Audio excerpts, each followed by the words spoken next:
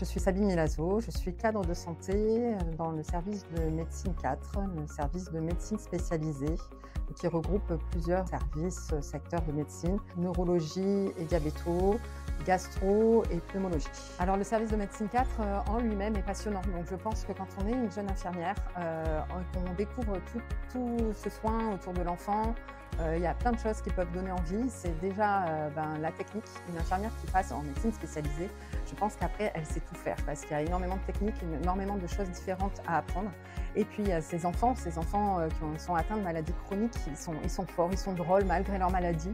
Et c'est faire du soin tout en ayant beaucoup de bienveillance et surtout des fois dans la rigolade, alors que c'est des soins qui peuvent être lourds, on arrive à rigoler avec les patients, à faire des dessins avec des enfants. C'est ça qui donne envie au quatrième, et j'ai beaucoup de jeunes infirmières qui se régalent, qui ne veulent pas quitter le service parce qu'elles adorent ce mélange de soins relationnels et de soins techniques. Alors moi c'est Camille, je suis infirmière depuis 2 ans et demi en médecine 4 à Lamballe. Donc la médecine 4 c'est parce qu'elle se trouve au 4e étage avec vue sur la mer.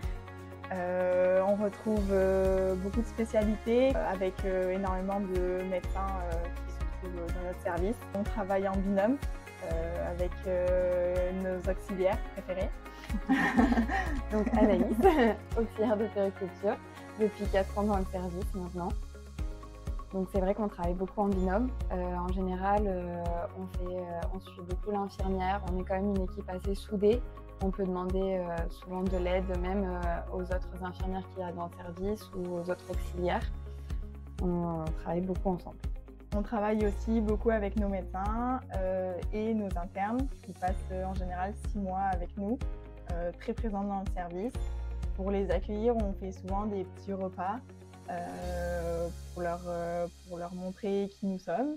Et puis pour leur départ, pareil, des petites soirées sympathiques pour leur dire au revoir, même si on se revoit assez régulièrement au sein de l'hôpital.